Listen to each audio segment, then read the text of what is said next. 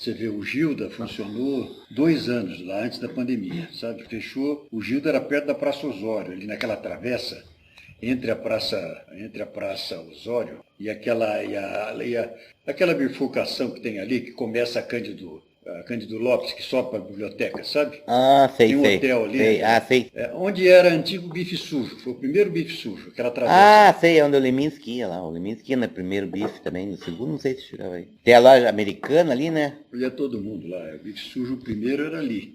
A loja americana mais para frente é a É. Galeria Tijuca, entendeu? Então, do lado de trás, né, da Boca Maldita, naquela travessa que vai dar na Praça Osório lá.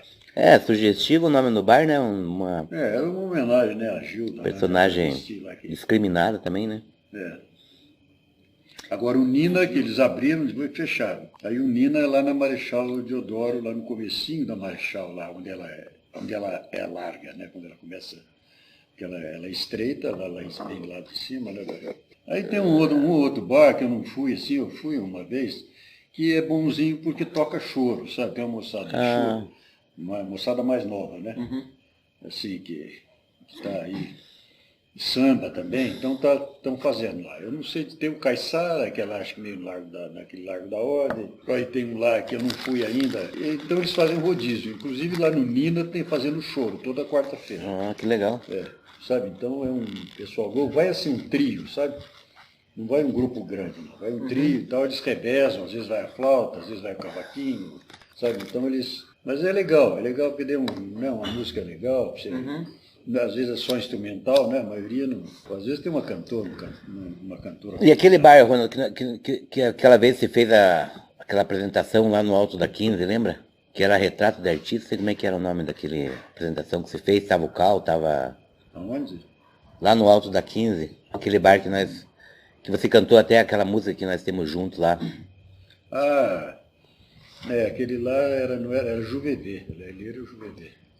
Eu não me lembro o nome do bar, existe ainda? Não, acho que não. Não sei, nunca mais vi isso aí. Mas você veja no Era meu... meio uma hamburgueria ali, né? Então era um bar de hamburgueria que servia cerveja.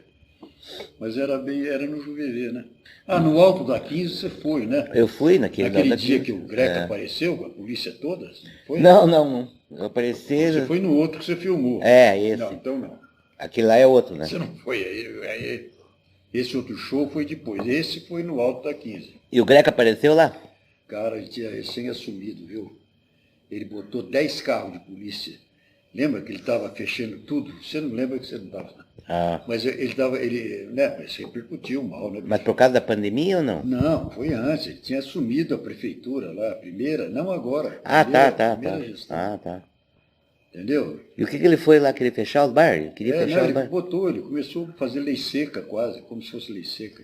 Tipo fascismo mesmo. Né? Tipo fascismo. Chegava 11 da noite, tinha que parar, fechar tudo. E foi lá Podia ter um bar elegante daquele.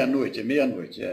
Então uma regra, né? Porque eles querem Não, fazer foi isso. no outro bar, não foi naquele. Foi no Alto da 15. Foi um outro bar lá que também não existe. Aquele não existe, não, porque era um bar bem feito, assim, de esquina, sabe? Bem no Alto da 15, ali perto no comecinho do Alto da 15, sabe?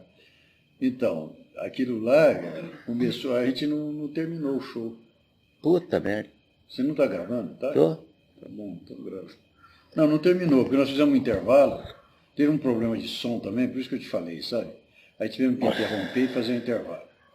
Aí intervalo até chamar o cara do som. Aí ele foi lá. Porque o Daniel, que tinha arrumado todo o lance, o Daniel Faria, eu e mais um grupo, de uma dupla de amigos, né? Um duo, né? Que cantava, a Ana Vargas e o... Boa voz daquela Ana Vargas, né? Ela e o... Ficou linda aquela que vocês fizeram pra mim lá na voz dela, a Carpinteiro de Sonhos, ficou muito bonito. O Carpinteiro do Sonho aonde? Aquele bar lá? Não, Mona, aquela música que ela gravou pra mim, pra aquele concurso de música lá em Paranavaí, lembra? Ela cantou, a letra minha, a música tua. Gravou lá pro concurso? Ela gravou. Ficou muito bonita. Ah, entendi, lembro, agora lembrei. Não foi no bar, foi pro concurso. Foi pro concurso, Não, dessa vez ela cantou com outro compositor, o Luiz Carlos, sabe? O Luiz Filho lá, ela cantou com ele lá, falei que ela se apresentou lá, nessa noite.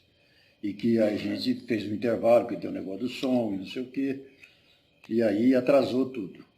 Aí demorou para reiniciar, que aí o Daniel convidou um outro músico lá que não estava no programa para dar canja. Mas e o Greca ia pessoalmente lá encher o saco? Não, pessoalmente não. Ele mandou 10 carros de polícia lá, fechou a rua toda. Puta que E pariu. parou tudo, nós tivemos que parar o show, os convidados acertarem as contas. E não é coisa de fascista isso? É coisa de fascista. Pois é, vem de longe, né? Isso foi antes dessa onda Quem que toda. não sabia que ia dar nisso? Aquela E isso veio antes dessa onda toda, né?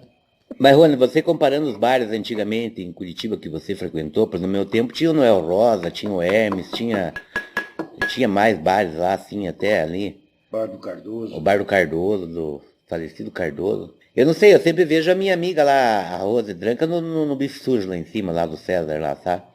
Mas depois eu não fui mais lá também. Bife sujo do Cezinho. Bife sujo lá na Saldanha Marinha.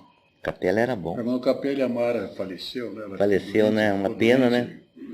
O único bar que tocava Dick Farney, cara. À noite, sabe? Assim, pô, você chegava lá. Eu gostava do Capelli. Ele tinha um clima assim, né? Não sei se você chegou a tocar lá ou não.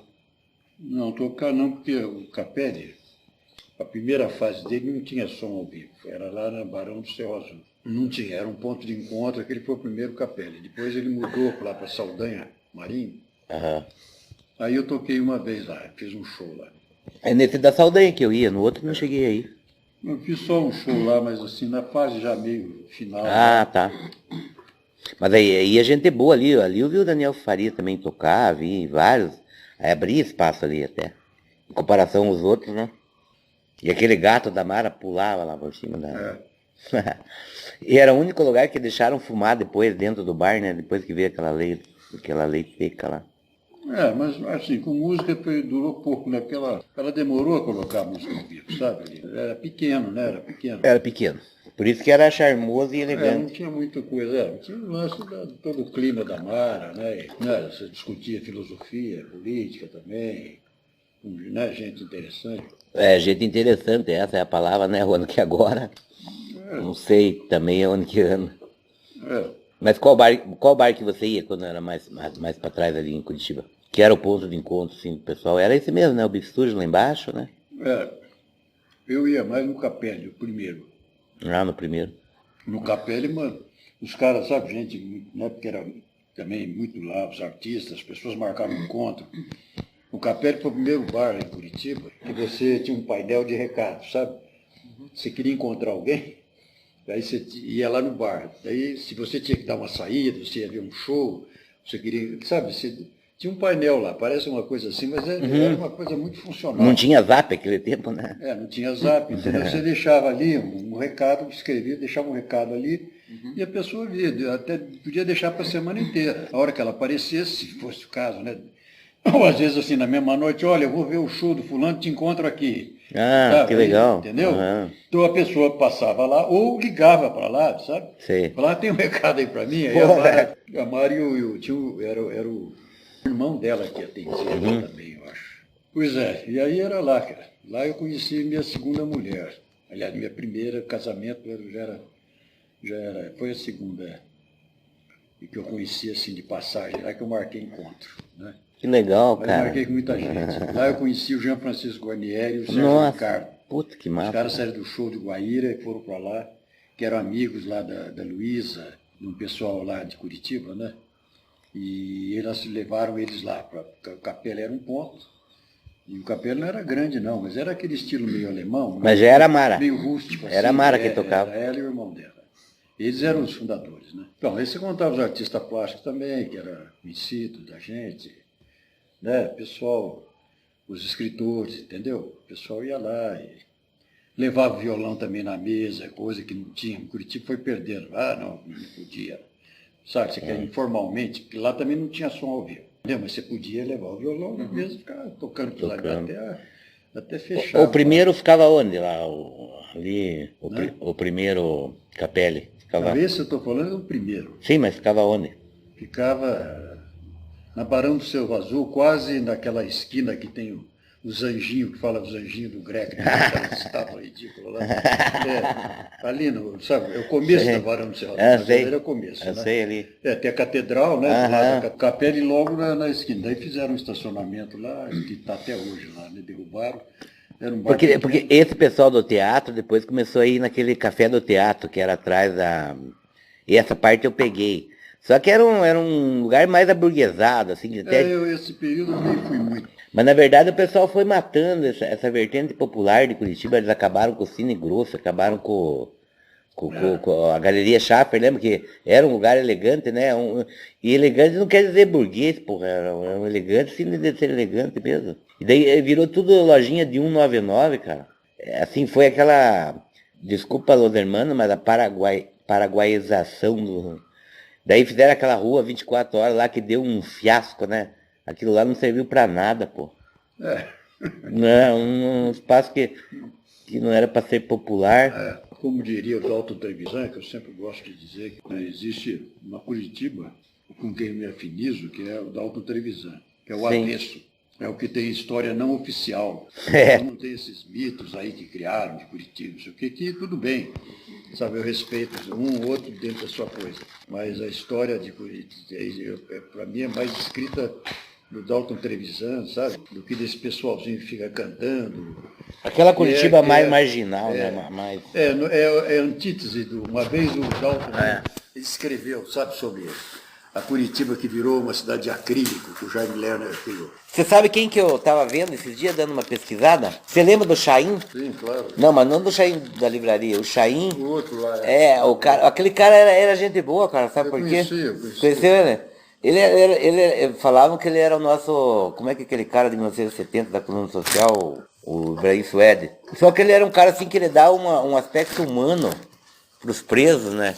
E daí, ele era repórter policial, né? E ele fazia as bem boladas, tudo aquele negócio do operário. Era tudo dessa Curitiba que a gente falava, né? Uma Curitiba mais povão. Que depois... também, sabe, mais povão, mas também mais, assim, uma classe média que se identificava, e mesmo algumas pessoas de uma classe média mais alta, mas que se identificava com uma cultura sabe, não oficial, com essa cidade... Pasteurizada, eu uso a palavra pasteurizada. O que o Lerner fez, que é uma cidade que não é para pedestre, né, porque cada vez menos, para automóvel, né, é uma cidade feita o centro da cidade, nos bairros, né, teve a especulação imobiliária, né, enorme, né, que depois o Lerner criou os seus filhotes, né, grecas, etc. E o resto que veio atrás, né? Então é uma cidade de aparência, né? E a cultura não anda. É isso que eu lembro. Então, quer dizer, tinha essa mistura maior, sabe, de gente que vinha ali. Então você cria, né, uns boêmios mais interessantes, um pessoal mais interessante para discutir, para conversar, sabe? Então, aí ficava mais legal. Até nos bairros mesmo, você tinha uns botecos em bairro muito legais, assim, na Vila Áurea, no portão, no Abranches, saíam uns botecos interessantes, né? Assim, duravam, às vezes, um era mais restaurante, outro mais boteco. Mas essa aí que... Eu digo porque a gente é de lá, eu nasci lá, né? Você é mais do norte do Paraná, né? Falar nisso, você tem aquela música linda que você fez pro teu pai também, né? Eu esqueci o nome dela, aquela que fala do norte do Paraná, aquela é uma música linda também. Estradas Vermelhas. Estradas Vermelhas. Eu passei a minha infância, né, lá. Eu saí de Londrina, meus irmãos nasceram em Londrina, mas eu nasci em São Paulo, mas eu fui criado até os 10 anos, saí de Londrina. Mas marcou, né, Ronaldo? Saí com 10 anos. Marcou. Né, depois ficou meus primos, né, minha família. Eu ia lá, né, as primeiras paixões platônicas minhas, lá, desde aquela fase, né? Eu já fazia poesia, entendeu? Desde pequeno. Tinha uma ligação lá com Londrina muito grande, sabe? Eu percebi pela música. Porque a música, né? Porque o Norte do Paraná, você sabe, quem colonizou foi mineiro e paulista, então não tinha nada a ver com Curitiba nem com o Sul, né? Nossa criação, por isso que eu faço música de raiz, música regional, né? Eu faço porque é uma coisa na minha família que tinha, né? Tinha herança lá e do Norte do Paraná, da minha família mineira, né? Que meus pais eram do sul de Minas. De São Paulo também, meu pai tinha, né, os parentes de São Paulo. Você morou em São Paulo, né? Depois eu voltei a morar. Com o quê? 12 anos, 10 anos? Foi? Então, 10 anos eu saí de lá, passei por Bauru, que é o interior. O Bauru. Que é muito interessante. Foi o tempo que você jogou futebol, né, que você me contou? Eu joguei no Infantil do Noroeste de Bauru. E você era o quê? Naquele tempo... Você era goleiro? Não. Não. Ninguém quer ser goleiro. Eu goleiro. gostava de brincar nas peladas. Ah, de goleiro. tá. Eu gostava. Tinha camisa de goleiro, tinha cotoveleira. Lembra? Tinha cotoveleira. Lembra? Oh, tinha cotoveleira. Tinha joelheira e... Né? Para goleiro tinha joelheira e cotoveleira. Lá no Noroeste Bauru eu treinei lá, né? Não cheguei a jogar. Sim, jogou na treinei categoria lá, de base. mas lá era muito organizado. Né? Bauru é uma cidade incrível, né? Cidade, né? O troncamento, né? É onde nasceu a Noroeste do Brasil, né? Uma das grandes empresas, né? de empresas de ferrovia, né? Sim. Você imagina, o Brasil podia ter... Nossa, ferrovia, né, Eu ia cara? de São Paulo... Um processo abortado no Brasil, né, Eu Ronaldo? contei isso pro Milton aí na viagem. Eu ia de Bauru, a gente ia de trem, sabe, para São Paulo. Entendeu? Ia de trem, era rápido, seguro, ia a família inteira. Sabe, criançada ia brincando, ia curtindo a Um viagem. projeto que foi abortado pelos americanos, pela falta de visão de país, né? Eu estudei profundamente esse processo, Ronaldo. É uma imposição, né? A imposição em troca Da do Shell, golpe. Em troca do golpe. do petróleo, das empresas americanas Foi. de petróleo. Né? Então, Sucatearam todas as nossas marcas. sucatearam, fizeram tudo. E quem começou isso? Os militares. Os porra dos militares que são patriotas, o cacete, e deu nisso aí. Então, mas daí de Bauru, morei 3 anos. Aí nós fomos para São Paulo, para a capital lá. Ah, você morou na capital também? Sim, é onde eu morei mais tempo, né? Antes de Curitiba. É, né? Porque lá em Bauru fiquei de 4 anos. Lá em São Paulo, eu... Dalva, Uma cervejinha. alcança uma cervejinha pra Também mim. quero. Dá uma cervejinha pro Rodo também. Não, Ou dividimos aqui. A Mistel? A Ou Brahma? Mistel eu acho melhor, tem é malte. melhor, né?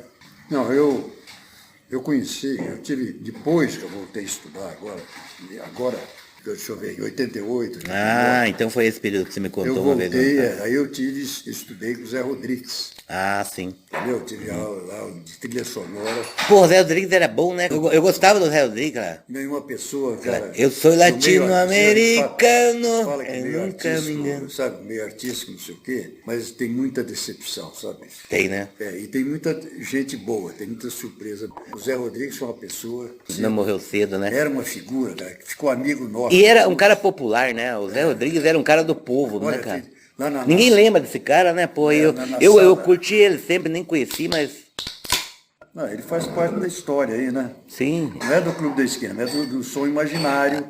E, né, ele faz Som Imaginário. Ele tocou o movimento com o Sá Rodrigues e Guarabira. Sá, caralho. De uma música regional mais moderna, né? Que eles aproveitaram. E o estilo deles, né, pô? É, um estilo, que eles então. criaram, né? Aliás, como eu vou abrir um parênteses aqui na nossa conversa, Ronaldo, é que você tem um estilo teu também. Não sei se alguém já te falou, né? Você tem, e engraçado, porque não é só um estilo.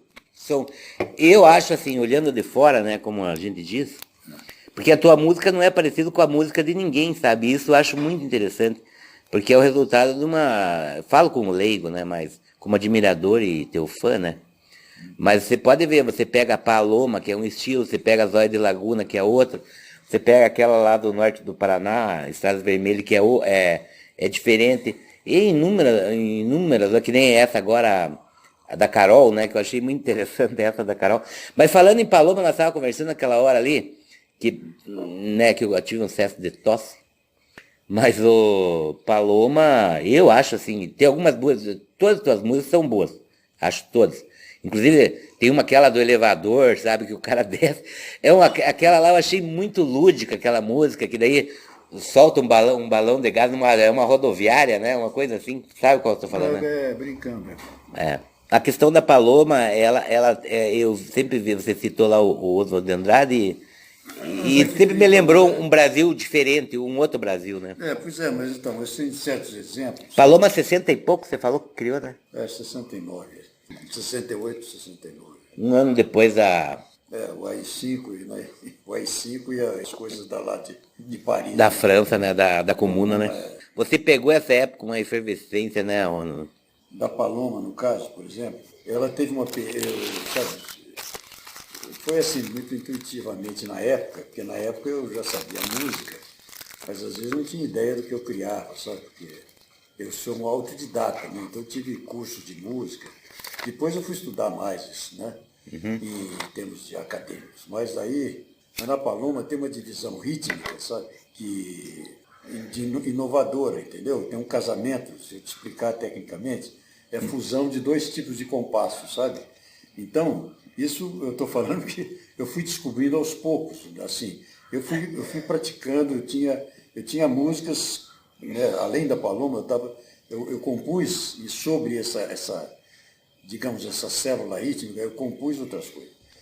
Mas a Paloma ficou assim, porque da letra, né, daí tem a letra, ficou uma experiência, sabe? Depois teve outras músicas. Mas eu falei, é uma das vertentes do que eu faço. Quer dizer, ela tem uma inovação que até hoje, a gravação que você conhece lá, né, que eu te passei, que eu tenho no CD que eu não lancei, eu quero ver se... um CD todo gravado e eu não cheguei a lançar, que eu gravei a Paloma, sabe? Então, eu fiz experiência. Né, para você ter uma ideia, é uma coisa tão difícil, porque os bateristas, por exemplo, não conseguiam gravar a Paloma, sabe, a bateria. Eu tive que gravar. E não é por nada, não é que eles não fossem, mas é que era complicado, sabe, a questão de fundir, porque nas mãos você fazia uma coisa e nos pés outra, completamente diferente. Então, quer dizer, ele também ia gastar muito tempo, não que tinha baterista que poderia fazer, mas teria que, sabe, gastar muito tempo de ensaio. E eu não tinha como, né? Eu estava patrocinando, foi um disco que eu patrocinei com ajuda, com colaboração de pessoas, assim, amigas, sabe? Eu não recorria a nenhuma, na época, a nenhuma lei de incentivo, nada. Mas, enfim, é isso aí. Então, tem músicas que elas nasceram, então, e elas traziam uma inovação. Até hoje, né, não foi feito nada parecido. Quer dizer, quando você ouve a música, você ouve tudo, né? Sim, você não vai notar. Mas no fundo está acontecendo isso, a batida dela, sabe? Então o pedal, o pé, né? Falei, tem uma batida base no pé que você dá da bateria, né?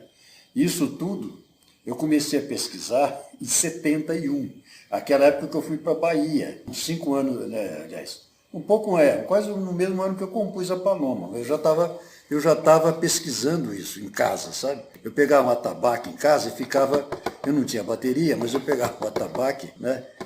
Tinha atabaque, tinha outros instrumentos de percussão, e eu ficava lá pesquisando, sabe? Fazia um negócio, pô, mas como é que é isso aqui? E eu não sabia, né? Era uma coisa nova, que eu não sabia nem definir o tempo certo de compasso que ela tinha. Sabe? Ela tem aquela, uma Então, coisa... E as outras, cada uma tem outras características. Sim. Né? Quer dizer, uma é mais assim, não é o compasso, que é a inovação, mas é a harmonia, né? Você vai, a hora que você vê, puxa, mas descobre uma harmonia. Então, o compasso é uma coisa lá simples, meio padrão e tal. Né? Porque a música pediu, né? Compus daquele jeito. Mas, às vezes, a inovação está na harmonia, às vezes está na melodia, né? Na linha melódica, junto com a letra, quer dizer, aí é o resultado, né? Cada um é um... Né? Não, é que eu imagino isso, a versatilidade, porque, vamos supor, na literatura, né? Você escrever um conto, uma poesia, e na música tem um lance. Deixa eu fazer um adendo, uma coisa que eu me lembrei. Eu estava até falando para a Anaís, minha filha, esses dias, e até usei o exemplo, que eu falei, eu quero esse disco que eu gravei, que está inédito lá, que tem essas inovações, tem a Paloma. O da aldeia lá, não? Vanguarda da Aldeia. Muito bom, né? E tem outra inovação, que é de uma coisa que você gosta, que é aquela música, é uma música que chama Bom é Cantar, um subtítulo, ela chama Descuido, né? Essa música tem... É linda essa música. Então, mas essa música, então, em termos de ritmo, de divisão, ela tem uma outra inovação, que também já é, sabe, uma inovação em cima do samba, de bossa nova. É uma música que tem um compasso também diferente, entendeu? Um compasso de 9/4, de 9 tempos. Você falou, mas você virou corintiano ou você já nasceu corintiano?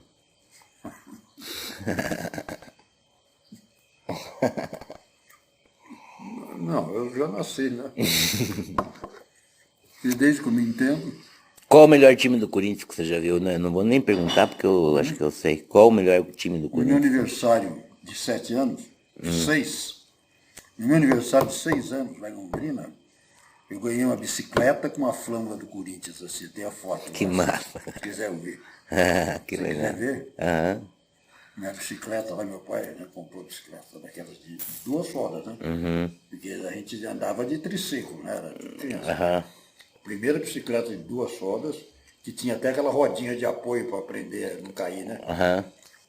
Mas qual o melhor time do Corinthians que você já viu jogar? Aquele do Sócrates? O do Sócrates foi muito bom, né, cara? O primeiro que eu vi foi em Londrina. Corinthians de Gilmar, Olavo e Oreco. e Dário, Goiano e Roberto. Batalha, ou Cláudio, né? Só que o Cláudio estava se aposentando, que foi um dos maiores ponta-direita do. Entendeu? Batalha, Paulo, Rafael e Tite. O Tite, que depois virou técnico, jogou no Santos. Não esse Tite. Não, aí, não, esse Tite. É um que jogou muito mais. Não, que jogou. Era um ponta-esquerda. Né? Esse foi um grande time. Viu? Né? Depois desse time eu vi ele jogar lá em Bauru também, né? Eu ia no estádio sempre lá, né? Principalmente Corinthians. Ia ver tudo quanto é jogo, né? Eu era apaixonado, jogava Sempre bola. gostou de futebol, né? É, sempre. Então, depois teve, não, o Corinthians teve vários times bons, né? Esse time de Londrina tinha, ainda eu vi jogar, Luizinho, cara, meio campo, pequeno polegar. Um cara que, um dos maiores meio-campistas, um dos maiores dribladores que teve no futebol. E os caras não falam muito. Ninguém né? fala, né? Ninguém fala, né? O Baltazar, que foi o cabecinha de ouro, foi o recorde, que popularizou o gol de cabeça. Quem tinha negócio de cabecear, Sim. sabe? Que depois o Pelé usou também, né? O Pelé, Pois claro, o Pelé. tinha um estilo clássico, né? Não, sim, daí o Pelé, né? Jogou no Corinthians e se aposentou também. Né? Depois já, nessa época ele já estava se aposentando. Né? Mas aí depois eu vi grandes times, né? Do Corinthians. Tinha um time com Ney, com Silva, né? O Ney que era centroavante, que era pai, o Ney era pai aquele que jogou no Corinthians, como é que ele chama lá? Um que fez aí, como é que era? Não era Ednei, não, como é que era? Final Ney, assim, era abreviado. O pai dele também, acho que tinha o mesmo nome, só o pai dele era um centroavante, que era negro também, um centroavante negro. Esse outro Ney era o Dinei. O Dinei. Pai do Dinei. Aquele Ney era pai do Dinei. Que jogou no Coxa, inclusive, né? Então, mas aquele time do Corinthians, que eu vi lá em São Paulo já, né? Lá no Pacaembu e tal, que era Ney, que era centroavante, que jogou na seleção. O Silva também, que foi um grande jogador, que tinha ido do Botafogo de Ribeirão Preto para o Corinthians, depois jogou no Flamengo. O Silva era um negro também, sabe, daqueles caras lisos de bola. Um driblador, um goleador, né, sabe? O cara batia na bola com a maior facilidade. Aquele goleador dentro da área, o Silva era incrível, cara. E uns caras que sabiam carregar a bola, sabe? Os caras sabiam fazer assistência também, não era só fazer gol. Além de tudo, né? Então, daí lá em Bauru, daí jogou. Teve o Espanhol, um ponta-direita que tinha vindo do Flamengo também, muito bom. Que era ídolo da gente, né? Molecada. Sim, né? na Molecada época. se espelhava, né? Tentava imitar esses caras, né? No campo, né? Então, daí jogou. Então, essa é aquela geração. Foi uma transição também, né? O Rafael ainda estava se aposentando, foi um grande craque do Corinthians. Né? Meia esquerda também, né? Chamava meia esquerda, tinha meia direita, mas era um armador, né? Aí começou a vir a outra geração, né? Eu voltei um pouco porque alguns nomes me são familiares, porque eu gostava eu Figurinha. peguei não, eu peguei aquela revista Gazeta Ilustrada, Gazeta Esportiva, Gazeta Esportiva. que era uma grande revista de circulação nacional. Tinha uma coleção. Não, ali que você via, né? Eram umas matérias longas, assim, né? Mas tinha uma emoção naquelas matérias também, né? Era bonito. Os caras sabiam escrever, né? Jornalista esportivo era, né? Não é essas cabeças esses copy-desk. Tinha que ter um mínimo de cultura, né? Os caras tinham uma. Não, eles sabiam que tá, né? Você veja o João Saldanha, o que o João Saldanha politicamente representou e o que esses bosta aí. Né? E essa nova geração não sabe disso, porque não volta. Então, daí veio, né, toda aquela renovação, né, de coisa, aí veio, né, o Zé Maria, né, Zé Maria. Já mais da minha época, eu sou de 66, né, daí... Aquele tipo, o Corinthians aí teve aqueles craques, Vladimir, né, bicho? Palhinha. Zé Maria, Vladimir, daí começou... Birubiru veio, Birubiru foi um pouco depois, né? Mas veio, né, daí até a democracia corintiana. Né, que foi uma coisa ápice, sensacional, né? Sócrates, Palhinha, Romeu, né, na ponta esquerda. Romeu. E aquela voz do cara que transmitia, não sei se era pela Tupi, por onde, né? Abrem-se as cortinas do espetáculo. Aquele lá, sabe quem é que era aquele? Ele era palmeirense, inclusive. A gente tinha molecada, a gente brigava, né? Às vezes, porque... Abrem-se as cortinas do espetáculo. Eu brincava de rádio, né? Abrem-se as cortinas do espetáculo torcida brasileira. Lá vai o craque, Pelé, o craque café. Ele botava os apelidos, sabe? Ele botou... Não é aquele que tem um corpo estendido no chão, acho que é o mesmo, né? Não, esse é outro, né? Esse é outro. Tem... o Fiore Gilhote é anterior, né? É. Na época era ele e na Tupi, ele na antiga Pan-Americana, que era uma rádio decente, né? Depois virou Jovem Pan, mas era antiga, e daí o Fiore Gilhote era esse cara, né? Que era um filho de italiano, né? Esse sotaque. E na Tupi era o Mário Moraes e o Pedro Luiz e Edson Leite, que eram os que transmitiram as primeiras Copas. Né? O Fiore Gilhote depois passou a transmitir. O Pedro Luiz, porque eles foram para a televisão, entendeu? Primeiras Copas direto, transmissão, mesmo o videotape, né? Você sabe que até 62, né? O Brasil foi campeão, né? Bicampeão, 58, né? Em 62 tinha televisão, em 58 não tinha. Tinha só em São Paulo, televisão era pouquinho, né? Não tinha. Em 62 já tinha o videotape, então vinha o filme, aliás, vinha o vídeo de algumas horas depois, sabe? No final do dia, por exemplo. O jogo era à tarde, de noite que você via o jogo. Então vinha com o videotape, que foi onde nós compramos televisão, lá em São Paulo só. Eu tive televisão depois dos 10 anos também. Pois é. Você já tinha quantos anos? Tinha? 12, 13 para 14, por aí, né? Então, então esses caras foram marcantes, bicho, porque os caras eram uns craques mesmo. Tanto foram para a televisão depois, né? Mas no rádio você via o jogo, bicho. Os caras eram impressionantes. Não, e os comentaristas... Não, os caras confundem narrar jogo com acelerar o ritmo das palavras sem dizer porra nenhuma, né? Não, e às vezes ficam falando abobrinha, né? Um monte de bobeira. Não narra o jogo, esquece, parece que esquece, fica lá, né? Sim. Fazendo... Perdeu um pouco a graça, né? Perdeu. Mas sabe, Ronald, eu estava pensando, um dia você me falou do grande papel que a Rádio Nacional desempenhou, né, inclusive no caso da Elis Regina, e o grande papel que uma rádio nacional, né, desempenhou no país na descoberta de talentos, numa época quando o rádio tinha esse condão de puxar a música nossa, né. Depois as gravadoras, essas da TV, Som Livre, o que veio depois, eles são dos responsáveis pela estrangeirização, né, o colonialismo da música brasileira. Não sou muito entendido no assunto, mas que nem você estava dizendo, tinha Dalva de Oliveira, nós tinha cantores de rádio muito importantes. E depois houve esse processo, diminuiu, né, a nossa... Entrou ali, não sei quando que foi essa avalanche de música estrangeira. Não, quando, sabe, Marco, é aquela história, quando começou a crescer isso aí, com o negócio do país, dos veículos de publicidade, da publicidade ganhar um peso, né, porque você sabe, o anunciante, né, que paga, né, o horário, a coisa e tal, você sabe, que sustenta, né, o veículo de comunicação. Sim. Aí começou o quê? Começou aquela história, né, que no fundo sempre é ideológica, né, de uma ideologia do lucro, a todo custo. Aí entrou jabá. Entrou o jabá, entendeu? Então tudo é pago, né? O que depois veio se sedimentar com a televisão. Então, aí fica aquilo, você vai impondo ao público um gosto que ele não tem, ele vai adquirindo... Um padrão estético. Um padrão, uma pseudo-qualidade, né? Uma qualidade X, quer dizer, ruim. Então isso vai se normatizando, né?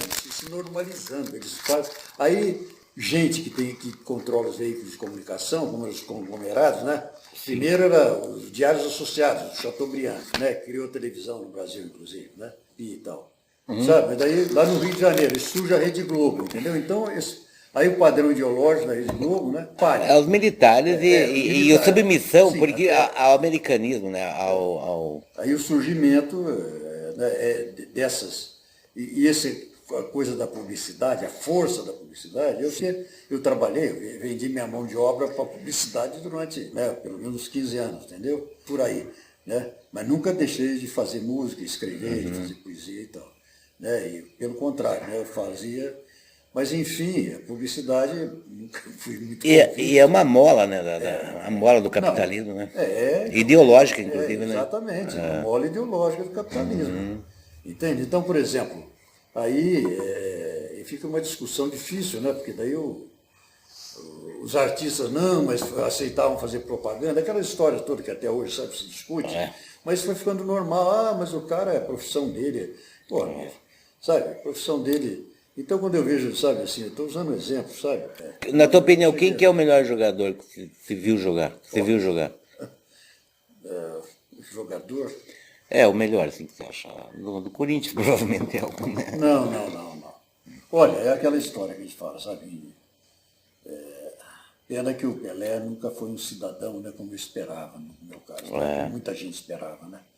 Agora ele morreu, aí tentaram fantasiar que ele lutou, ele fez pelo Brasil e tal. Ele fez por ele primeiro, né? Ele não tinha consciência, né? Tanto que nunca se manifestou pela liberdade defesa, democrática. se tem um estruturalismo, né, um racismo estrutural, é porque essas pessoas ficaram a dever, né, bicho? É verdade. Né? Então, pegando até da fase do auge, áurea dele, né, se você comparar, mesmo nos Estados Unidos tinha o Mohamed Ali, por exemplo, né? Além do Martin Luther King, não vai se falar, mas de esportista, né? O Ali, pô, né, foi preso porque foi para o Vietnã, então, mas tudo bem. Mas realmente, sabe, quer dizer, o que eu vi jogar, e eu vi, né? Eu vi o Garrincha numa fase já, numa fase antes de 62, antes de o Brasil ser bicampeão. Aliás, foi a Copa que ele ganhou, né? Porque o Pelé se machucou, o Garrincha ganhou quase junto, claro, era um timaço. Era quase o mesmo time de 58. Então, quer dizer, mas o Garrincha, ele estava, eu vi num jogo treino, sabe? Não vi no campo, assim, vi no campo jogando, mas o jogo treino, titulares contra reservas no Pacaembu, em 62, e o Garrincha jogou, sabe? Era uma coisa de fora de série, sabe? E o Pelé também, sabem comparar. O Pelé também, né? Sabe, pode falar, sabe, todos eles têm sua glória, o Messi está aí, né? Como Maradona também, sabe? Sabe? Mas é difícil, porque o Pelé em campo, cara, eu vi ele contra o Corinthians, contra o meu time. Não, e com esse timaço que eu te falei, no Pacaembu, esse Ney, que eu falei, o Ney, o Silva, o Corinthians tinha, né, um timaço ali, tinha um zagueiro Eduardo, que jogou na seleção, que era incrível. O Corinthians tinha um timaço, e o Santos aquele timão dele daquela fase. Sabe? A linha Dorval, Mengalvo, Coutinho, Pelé, não existe, cara. Você pode pegar Real Madrid, você pode pegar qualquer time do mundo. Eles jogaram lá também, né? Não, eles jogaram depois. Então. Mas, bicho, esses caras no campo... Não tinha como, né? Não. Sabe? O Corinthians abriu 2-0 nesse jogo, por exemplo. Ali, Marco, em 15 minutos eles viraram para 3-2. Sabe, cara, era assim, não, mas futebol. Futebol, né? Sabe, não era sair correndo na correria, na força bruta, não. Sabe, era jogada, sabe? Então, sabe? Então era espetáculo. Por isso eu lotava, né? Não, e aplaudir. O futebol hoje não tem essa coisa toda que, infelizmente, das torcidas, essa violência, essa coisa burra, né? Que é burra. Né? Não, antigamente, bicho, com os times, sabe? O pessoal aplaudia, cara. A gente aplaudia. Sabe? A torcida do Corinthians aplaudiu o Pelé, bicho. Valia o ingresso, jogada lá desses caras. Então, quer dizer, eu vi muita gente jogar bem a bola. Muito cara injustiçado também, viu? Se tivesse também mais chance numa seleção, numa projeção, teria chegado perto do Pelé. Caras em vários times. Agora, acho assim, sabe também? Teve músicas, por exemplo, que às vezes até a gente não compunha, porque é um tema, né, que gosta tanto, mas... tem músicas fabulosas, né? Vamos lembrar, que eu estou lembrando que eu tenho um contato aí através de rede social com o filho do Sérgio Ricardo. Pô, o Sérgio Ricardo é aquela música, quando ele quebrou o violão, né? Que aliás eu vou fazer aqui um depoimento. Todo mundo tem que, sabe, para compreender a história da música brasileira popular, eu recomendo assim, sabe? Quem Quebrou o Meu Violão? É um livro do Sérgio Ricardo. Tem aí, sabe, tem nas como é que se diz aí, nas livrarias virtuais aí, né, em oferta, sempre que... É um livro que foi lançado há muito tempo, sabe? Eu não me lembro se foi em 90 e pouco, não me lembro direito. Eu preciso ler, a minha cultura musical não é tão então, grande. Mas compre, sabe, quem puder ter acesso, sabe, você encontra barato, e, como eu falei, em sebo e tal, e Quem Quebrou Meu Violão? E que ele conta a história, foi desse festival, sabe? E é incrível que ele faz já na época em CV. Ele faz foi no festival daqueles famosos, né, você sabe, da Record. Ele faz um levantamento, uma crítica ao próprio comportamento dos artistas que concorriam lá. E ele estava certíssimo. Do comprometimento depois, né? De classe, você diz, né? Em seguida veio o AI-5, né? Aquele ano lá. 1968. 67, 68. Né? 68. Ele quebrou o violão, foi em 67, eu acho. 60, foi no último festival, acho, da Record. Né? E aí a Globo daí começou a fazer festival. Mas, enfim, então, mas eu estou falando que isso aqui, esse livro, é uma coisa, sabe? É um documento. É uma boa referência sobre a questão de um cara que é um dos caras também. De conscientização de classe e tudo mais, né? O Sérgio Ricardo não fica a obra dele, cara, não fica. E outra, né, pessoalmente, ele era um cara completo. Sabe, como o Tom Jobim, entendeu? Ele escrevia, ele fazia letra, ele fazia arranjo, ele escrevia. É como você. Fazia música. Não é. Estou falando, sabe, porque tudo bem, nós temos grandes compositores e que são intérpretes ótimos, mas sabe, não tem, a mídia não fala porque é isso, né? O cara entregou a mídia também na época dele. Entregou? O cara entregou a mídia. Porra, na época não era a Globo, era a Record que mandava, né? Que tinha grande rede, entendeu? E que, né, contribuiu também, claro, de uma porção de coisas para o surgimento de artistas, né? Não foram nos festivais. Mas teve esse outro lado da moeda, viu? Que ali começou a sedimentar o jabá, sabe? Toda a coisa, você entendeu? Não que tivesse carta marcada, porque os jurados eram jurados de qualidade, sério, de qualidade séria. Mas assim, tinha as influência, né? Mas tinha as imposições da televisão. Tinha, claro que, sabe, tanto tinha que tem aí. Tem gente da época, né? O Sérgio Ricardo morreu, né, infelizmente, no ano retrasado. Né? Mas eu falo assim, tem gente que está aí, sabe, né, uns não quiseram depois, foram demonizados pela mídia. Porque eles foram discriminados até por colegas na época. Dos caras da Tropicália, por exemplo, sabe? A Tropicália tem duas facetas. Não, para ter uma ideia, o Tom Zé ficou esquecido aí, né? Porque quem achou o Tom Zé foi o David Byrne. Eu estava te falando agora, assim, hoje mesmo estava falando do Originais do Samba, né? E de como que foi, que assim, meio na gozação, mas ele falando que o Jair Rodrigues, de certa forma, pensava só nele mesmo e tal, sabe? Então, às vezes, esses caras chegam e eu te falei, né? Um cara com talento, né? Como o Mussum, ele né, um negro talentoso, cantor, compositor e tal, e daí o cara se submete, vai lá no programa dos Trapalhões e tal. É outro cara, né? Você vê um cara sério ali, um cara preocupado com os instrumentos, né? Como você estava agora, pô. Mas assim, um cara que leva a profissão a sério. E hoje em dia tem todo esse aparato tecnológico, né, Ronald? Não sei o quê. Mas os caras nem cantam, porra, é o computador que canta por ele, né, Ronald? Aí deu no que deu, né? A música sertaneja de raiz foi indo, acabou nesses caras aí, Eduardo Costa, esses caras aí, né? Essas estrelinhas aí que se posicionaram tudo do lado dos fascistas, né? Vamos falar a verdade. A questão estética acaba influenciando tudo, a grana e corrompendo valores. E o comodismo e o oportunismo, né? De gente que, para não ir contra a mídia, entendeu? Eles ficam na deles, entendeu? Ficam omissos. Sim, né? Nós não chegamos em Curitiba ainda, né, Rony? Como nós falamos, não chegamos em Curitiba, mas como eu falando, né? Eu discuti muito, conversei comigo também, tinha conversado com você, né? Esse pessoal fica omisso porque é o oportuno, né? Não ficaram na outra ditadura. Na outra ditadura também, né? Consciência de classe, está um artigo de meio violento.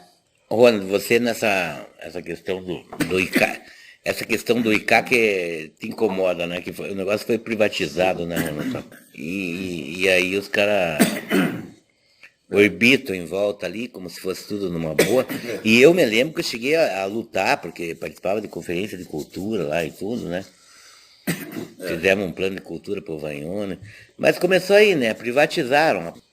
E você sabe que esse pessoal que criou o ICAC, sabe que veio da herança do Lerner, Jaime Lerner, com a figura, né, que eu conheci, que eu debati várias coisas, e até tinha um respeito, eu nunca baixamos o nível, era a Lúcia Camargo. Então, só que a esquerda até hoje acha que ela foi competente e importante. Por favor. Não, acha, entendeu? Acha que tem uma parte... Com todo respeito. Tem uma parte da esquerda que acha. Então, estou te contando o que se passa, sabe? E não vê, né? Então, eu tinha uma boa relação, assim, eu sempre questionei. Mas eu falo que é uma das figuras, sabe? Então ela criou, junto com outras pessoas, um instituto particular Então, sabe, disseminar essa ideia que é uma coisa de Lerner, né? Ideologia, sabe, de Curitiba, e que, né, figuras aí deusadas no meio, né? Tirando, sem questionar o valor literário ou não, o valor artístico, seja música, literatura, do cacete, que sempre apoiou, né, bicho? Ninguém se apendou de braço dado com coisa, ninguém nunca questionou nada. Eu sei porque, né, a gente fazia, algumas vezes que a gente fez reunião, nós tínhamos um movimento que uma hora precisamos, sabe, que tem gente até da época aí que eu estou para marcar lá em Curitiba, gente que eu reencontrei aí pela internet, que participou do PIPA. O PIPA foi um projeto independente que a gente tentou fazer, onde a gente fez debates, fez ali, sabe, shows coletivos para fundar, para ressuscitar uma associação de músicos que estava parada. Há anos estava lá, sabe, existia, mas não estava ativa, bom, enfim, por interesse e tal, sabe? Então, depois, isso, né, ainda foi numa certa época lá, foram passando, né, outras pessoas pela fundação, na prefeitura, né? Aí, quando foi, esse CAC não é novinho, não, né, bicho? Aí eles foram criando isso à medida que criaram o Conservatório de Música, a Oficina de Música, que é outro grande evento, né, que todo mundo acha. E tudo pasteurizado, né? Coisa, né? Tudo assim, tudo com uma certa elite mesmo, sabe? Como é ainda hoje o Conservatório de MPB, sabe? Bom, e aí, né, vira um cabide de emprego. Quem que se aboletou nisso aí? Várias figuras. Quer dizer, o Conservatório de Música, aquilo que aí, o primeiro diretor, e com muita gente competente em Curitiba, maestros, né, e gente academicamente formada, né? Sabe o que tem é, pô... Não, eles trouxeram do Rio de Janeiro o Roberto Inhatali lá, porque era sobrinho do Radamés Inhatali. Mas nunca foi um cara nunca foi um maestro de projeção. Ele tinha lá no Rio, né, filho de um mito da música brasileira, com razão, o Radamés foi um dos grandes músicos, né, professor do Tom Jobim e tudo mais, tal, né, professor assim, de várias gerações. Mas então eu falo assim, entendeu? Então traz o cara para morar em Curitiba, para dirigir um conservatório, para não sei o quê, sabe? Quando, em detrimento, então isso veio do Lerner, depois veio o Cássio Taniguchi, a lei está descaracterizada, ninguém respeita mais os editais que tem que fazer por ano, não tem transparência, nunca teve, não tem, cada vez menos, da comissão que julga, o dinheiro também ninguém sabe, cada vez menos fundo, sabe? Menos renúncia fiscal, e para onde que vai? Isso tudo, né? Então faz 20 anos, Marcos, e que a grande parte dos músicos, sabe? Né? Às vezes me perguntam, não, mas não é todo mundo. Eu falei, mas quem é que fala? Só eu que falo. Parece que eu não vejo ninguém falando. Secado no ICAC, pô, sabe? Parece que não existe, cara, é que eles não sabem. E funcionários da fundação, quer dizer, eu falo assim, funcionários, né? Porque eu sou contra os cabidão lá, porque o ICAC funciona assim, né? É um instituto privado que gere toda a verba. E as unidades, agora eles tomam conta. Então, os teatros Paiol, etc., a Capela Santa Maria, que criaram, né, para criar. Então, mas sabe, e aí as pessoas acham que você... que você é ranzinza. Que você é ranzinza, que não sei o quê. Então é isso aí. Então, o instituto privado é outra coisa, sabe? Eu falo que agora a pessoa que herdou da Lúcia Camargo foi a Janete Andrade, que era uma musicista, digamos, medíocre, entendeu? Mas que ela foi se dedicar à gestão cultural, caramba, né? Era que ela foi colega do meu irmão lá de Belas Artes. Bom, eu estou falando aqui, depois se quiser dar uma editada. Não vou editar. Eu falo assim, é o que eu penso, eu sei que eles pensam de mim, que eu sou um comunista chato. Eles acham que eu devo ser um comunista chato, sabe, sempre achar, né? Me perseguem, né? Porque eu não aprovo projetos lá faz muitos anos. O fato de você lutar pela cultura, a democratização da cultura, te transforma num e outra, né? E de eu criticar a postura de pessoas de esquerda, né, bicho? Sim, ou digamos, do PT, no caso, né? De Curitiba, do Paraná. Não é só do PT, não, tem mais. Não é só do PT, claro. Eu estou falando que tem absurdamente, né, para minha tristeza, digamos, né, decepção, gente do PT que fica lá fazendo... Não fala nada. Legitimando o processo, né? Você ouviu alguém falar que o ICAC é que manda lá? Você nunca viu. Só você. Né? Que faz 20 anos, Marcos, não é? Sabe, cara? Isso, então você vê gerações, né, cara? Não, e o que significa, né? Vamos chegar no ponto capitalista. que interessa do mercado de trabalho de Curitiba, bicho. O que tem? Não tem. Não tem, acabou os músicos de bar, né? Você vê os músicos do Porra, eu gostava de músico de bairro, cara. Eu tinha músico de bairro que eu ia assistindo, aí escutar no Largo da Ordem. Então. Sabe o João, lá do bairro, lá do São Bravo? Não, lá. e os conjuntos de baile que Curitiba tinha. Puta, tinha uns que eram conjuntos todos bons, assim, né? de primeira. Pepe sua orquestra, o Sun Jazz Quintet, sabe? Pô, grupos de música ao vivo, né? Sim. Que acabaram. Acabou no Brasil e acabou, então, mais ainda em Curitiba. Sim, umas bandas boas, né? Aí fala, não, mas todo mundo quer ouvir som eletrônico, quer ouvir porque não tem. Sabe, a grande pergunta, sabe, que eu sempre faço, sabe, eu copio uma grande pergunta-chave. Pergunta assim, uma definição do Ariano Suassuna, sabe, que é aquele mestre, né? Nordestino, que é multimestre, né? Em várias áreas, inclusive da música, né? Literatura. Literatura, de tudo. Né? Bom, enfim, é uma história que as pessoas não conhecem. O Brasil só conhece o Alto da Compadecida porque a Globo botou e fizeram filme, só isso. Mas, enfim, ele sabe que ele falou uma coisa para tirar um pouco daquele que as pessoas querem discutir. Nunca leram nada, né? Parece que eu falo assim, até a geração dos artistas. Conversa aí você que conversa com os músicos lá, vê se o cara, eu não vou citar se alguém leu, por exemplo, se alguém leu Walter Benjamin alguma vez na vida. Não tem. Cultura universal zero. Cara, não lê nada, sabe? Um dos melhores meus, nem claro. Os clássicos, nem nada. Nem Cara, falar em Walter Benjamin, tem um poema dele que ele fala das marcas da mulher amada no rosto. Que coisa linda aquilo. Então tem uma frase, sabe, do Ariano Suassuna, que começaram a discutir o que é, achando que ele era radical, que ele era não sei o quê, que não sei o quê. Ele falou assim, não, o negócio do povo, né? Não, porque essa coisa da discussão. E o cara, não fala em revolução industrial, né? Todo mundo acha que é normal, né, o que acontece. Sim, Aí ele falou assim, negócio do povo, né? O Ariano é aquela máxima dele, né? Falou, pega um filé mignon e pega uma carne bem ruizinha lá, e um filé mignon e põe para o povo escolher. Se você só dá osso para ele, você dá o osso ali, sabe? Os restos de osso. O cara vicia no osso. Ele vai viciar no osso. Agora, põe um filé mignon ali do lado para ver se ele não escolhe. O padrão estético, se ele experimenta, o que ele vai gostar. Ele fez uma coisa, né? Você coloca uma letra de música desses caras aí, que não tem nada. E aí coloca uma coisa de qualidade bem feita ali. Simples, né? Tem coisas que eu cantei muito assim, em oficinas e tal, mesmo em boteco. Tinha coisa do folclore brasileiro, que ninguém conhece muito. Toco lá, o cara, de quem que é isso aí? É do Chico Buarque? De quem que é isso? É do como é que se diz? Até mais, é do Almir Sater, não sei o quê. Eu falei, não é do Almir Sater. Sabe, isso aqui tem 200 anos. Isso aqui é do século XIX no Brasil. Lá do interior de Minas Gerais, sabe? Coisas que foram pesquisadas assim. É o que se abandonou, né? Se abandonou. Tudo. Você não lembra lá quando o que projetou para a classe média, digamos, os ouvidos mais, o tal do Chitãozinho Chororó? Foi o Rancho Fundo. Sim, o Rancho Fundo. A música que tinha mais de 50 anos.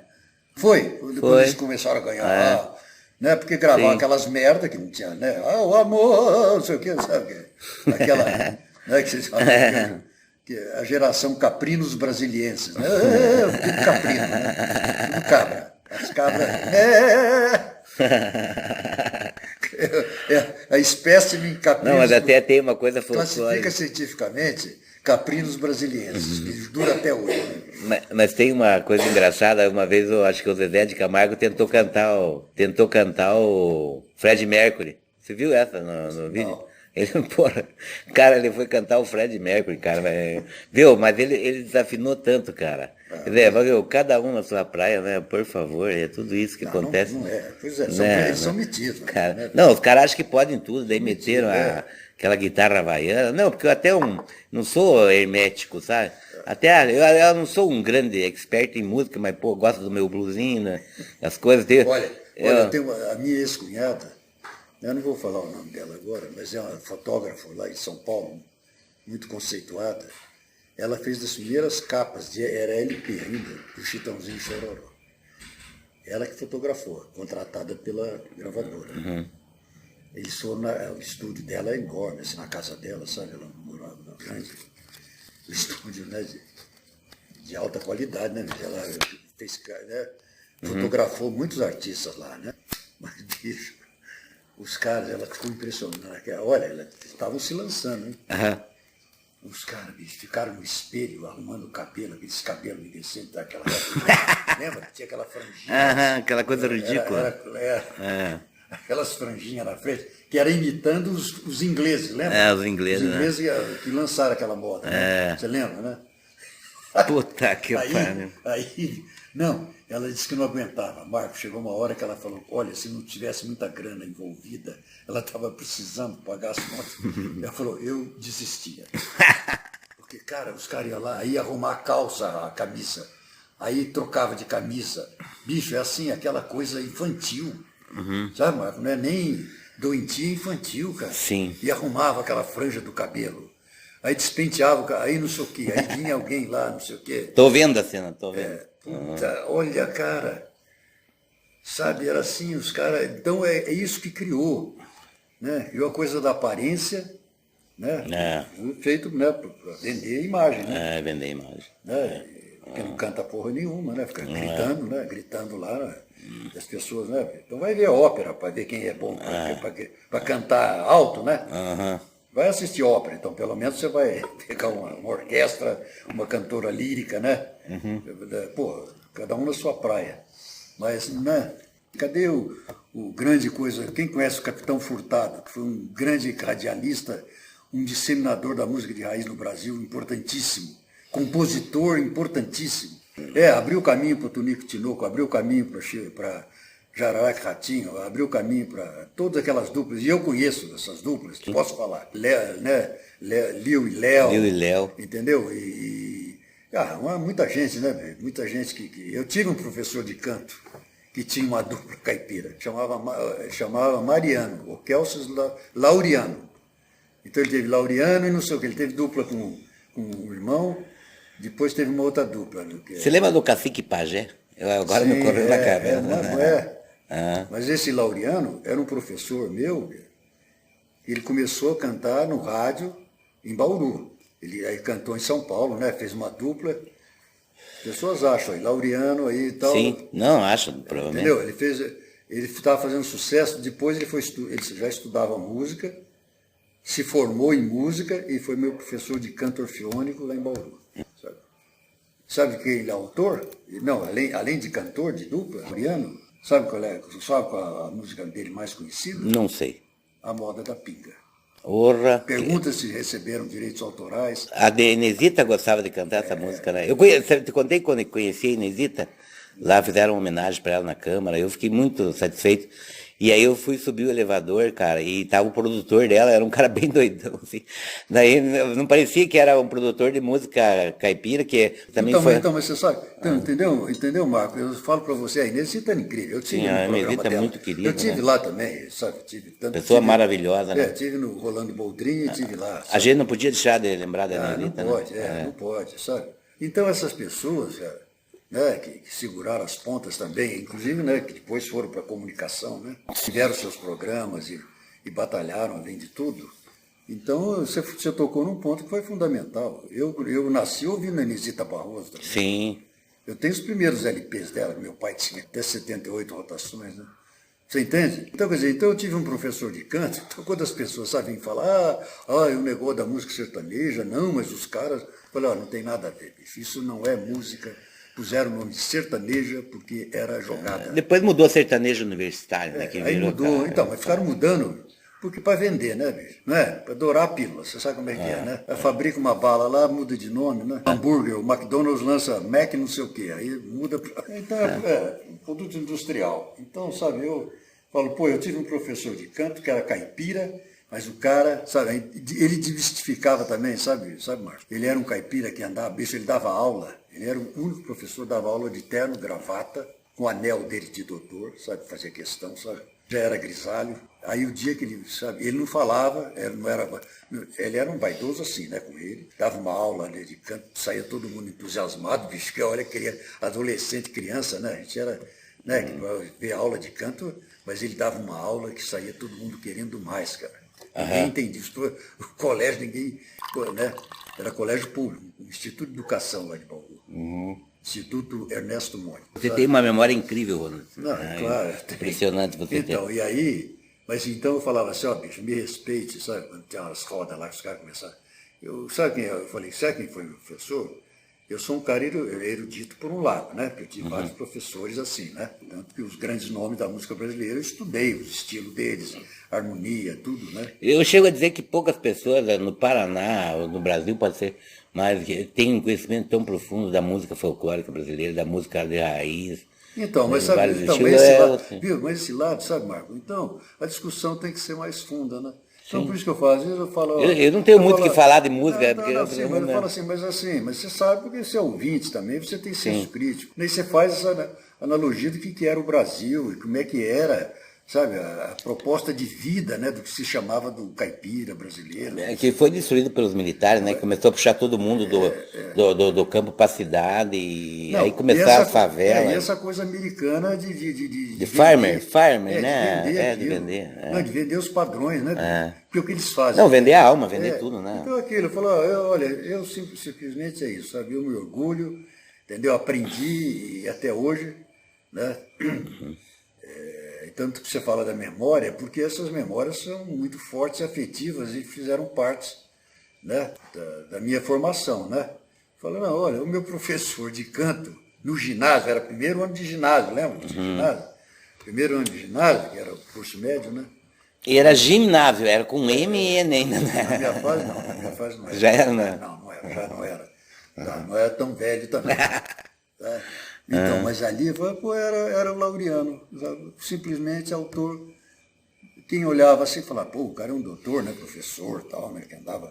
O cara era o caipira. Não, brasileiro. a gente tinha uma influência não aqui, tem, a sabe gente como é tinha que uma é? influência aqui, Ronaldo, da mexicanização da música. Tinha uns estilos assim. Eu tenho uma música, eu não trouxe, sabe? Chama Mexicanizada. Você nunca ouviu? Não ouvi. Essa não ouvi. Não? Não. Como é que é? Quer que eu lembre? Lembro, Deixa eu se você tentar puder lembrar lembrar. aqui. Eu não lembro como é que é aqui. A Suzy cantou, sabe onde eu cantei essa música? Cantei lá no Equador. Mas tinha esse Nunca estilo, vi né? sair do Brasil. Não tinha uma mexicanização da coisa? Tinha, começou assim. Começou assim. Daquelas duplas que começaram a se caracterizar, né? Você sabe, Milionário José Rico ali, você vê pelos nomes das duplas, né, bicho? Já começou aquela coisa ideológica meio malandra para vender disco. Milionário José Rico, guardando até que eles cantavam melhor. Não, eles cantam. Mas já começou, usava os trompetes lá atrás, né? Os naipes de sopro. Não, mas é ser influenciado pelo... Tanto que eu começo essa música assim. Você já estava tirando sarro, né? Você já estava tirando sarro, né?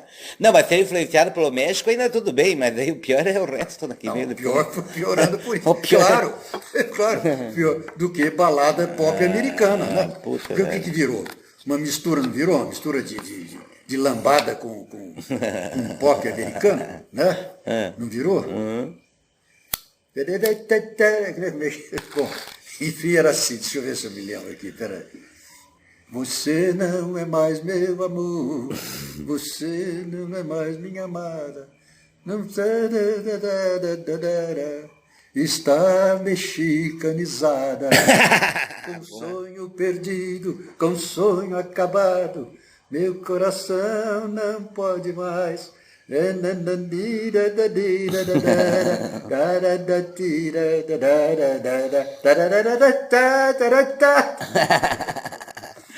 Lembrar outra hora. Cara, mas, Ronald, eu sei que nós temos assunto para conversar. Eu quero te agradecer, Ronald, pela tua luta democrática pela música. Eu sou fã, então não posso, né? Mas agradecer por você ter vindo aqui no Centro Cultural Maria Bugra, né? Por você se dispor, né, Ronald? Não, fala a verdade, chega um ponto, a gente fala, será que as pessoas merecem, né? Às vezes a gente acha que não, mas a gente está na luta. Fomos criados dessa maneira, né, Ronald? E eu tenho uma imensa satisfação de contar com você aqui no centro e poder contar um pouco da tua história. Porque isso vai servir para os jovens, vai servir para essa nova geração, né? Eu acho que vai. Tomara, a minha esperança é essa, né? Que a fundo é torcer, né? Que venha essa beleza, que venha essa alegria, que não é nada disso que está aí, né? É verdade. Já foi, né? Então, muito obrigado, Ronald. Espanha.